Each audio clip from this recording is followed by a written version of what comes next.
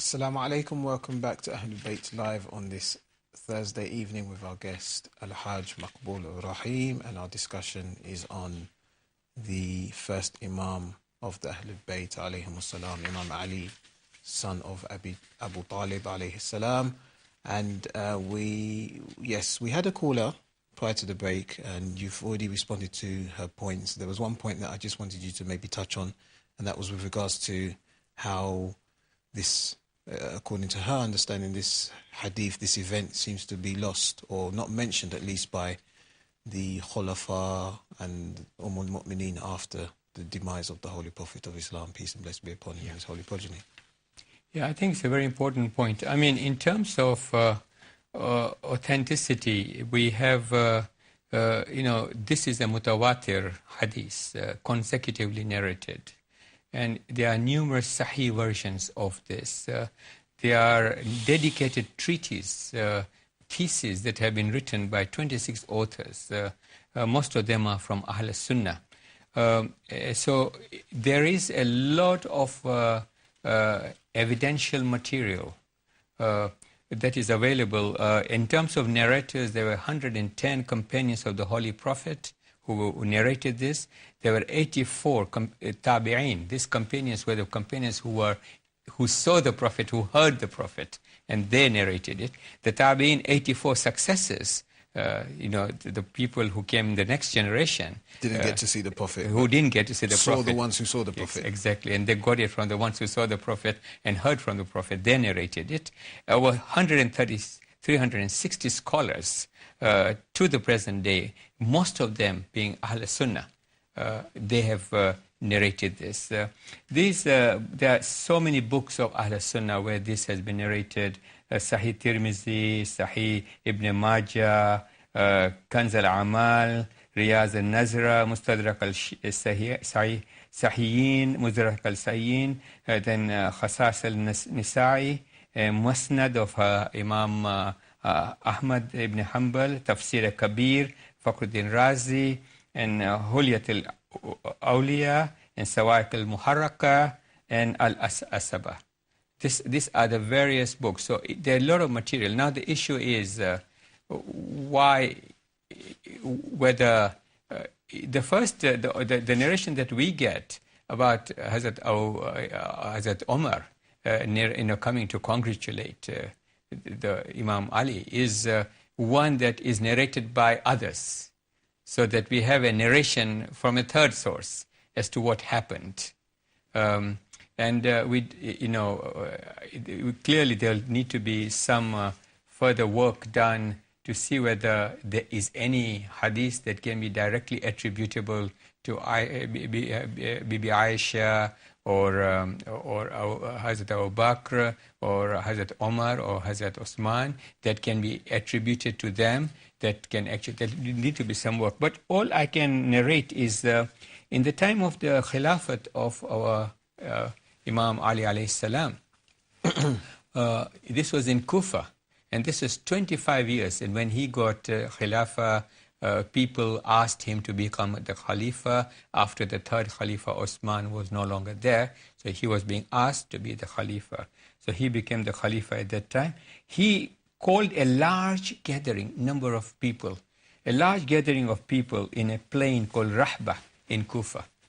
And he addressed them. This is Imam Ali preparing a large gathering of people. And he addressed them and he said, I administer in the name, an oath in the name of Allah. I'm giving you qasam of Allah, in the name of Allah, to all of you Muslims who heard the Holy Prophet making a proclamation in Al-Ghadeer, to stand up and testify now as to what they heard the Holy Prophet say. And say, I don't want anyone. I only want those people who saw the Holy Prophet on that day with their own eyes and heard the Holy Prophet with their own ears on that day. I just want those people. No one else, not tabi'in, not tabi'in either. So there are 30 companions of the Holy Prophet, including 12 who had participated in Badr. They stood up and they said they witnessed that the Holy Prophet took the hand, grasped the hand of Imam Ali, and he raised it to the audience and said, "Do you know that I have a prior right to and superior authority over the souls of the faithful than the faithful themselves?" And the people said, "Yes, you are awla over us than ourselves." And then he says that Ali, man kuntu mawla, fahadha Ali al-mawla. He is the mawla of whosoever. He has got the prior right and superior authority of all those over whom I have the superior right and authority. So this is what people testified. 30 people testified. And there was a person called Anas bin Malik. And it is narrated that Imam Ali alayhi salam told Anas, he kept quiet, he did not stand up. He said, "Why don't you stand up and testify what you heard from the Messenger of Allah on the day of Ghadeer? Why don't you do that?" And he answered, "O Amir al-Mu'mineen, I have grown old and I do not remember." At that point, Imam Ali alayhi salam says, "May Allah mark you with a white spot if you are intentionally withholding the truth." And immediately Anas said that the moment he got up, he had a large white spot on his face.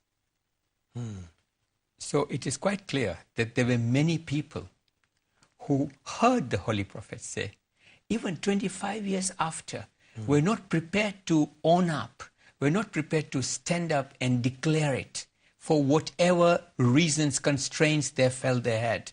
And if this was the way they felt 25 years later, you could imagine the situation, what people would have felt as constraints at that very moment in time. So it is simply an indication, an illustration of what people might have felt in terms of the constraints in fact coming up with what was a clear, evident truth and declaring it. Thank you very much. Thank you. No doubt we've comprehensively answered the sister's question. Somebody has called up with response to the sister's question. We have to thank the sister. I didn't get your name, but it's generating quite a healthy discussion and a debate here. We hadn't planned to spend this long on it, but it needs to be dealt with. We've had a caller call up with response to one of her claims, because you're saying which one would be better if Imam Ali alayhi salam would become the caliph, you know. But one of the merits that she mentioned of the first caliph was the fact that he compiled the Quran. And we've just had somebody phone up and say she's now confused. Well, I think it's a she, could be a he, because they are under the impression that it was the Holy Prophet who compiled the Quran, not Abu Bakr, and of course it could even extend to the second and third caliph. Yeah, I think on the point about the compilation of the Holy Quran, we know very clearly in the Hadith of Thaqalain, we say, "Inni tarikum fikum al-Thaqalain kitab Allah wa itrati ahl bayti." So Kitab Allah was clearly understood as a book. In fact, we have very clear evidences and treatises written on the compilation of the Holy Quran.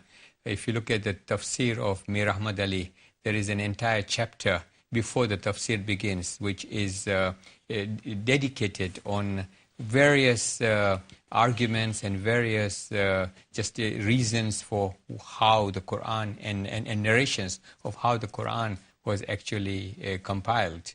It was very clear that the Holy Prophet, and we know that the Holy Prophet reviewed the Quran in his last year several times because he knew that he was going to depart. We know that the revelation of Quran as it came was memorized by the close ashab, and there were the scribes who used to write it, Imam Ali being one of them who used to write it as well. There were others who wrote as well.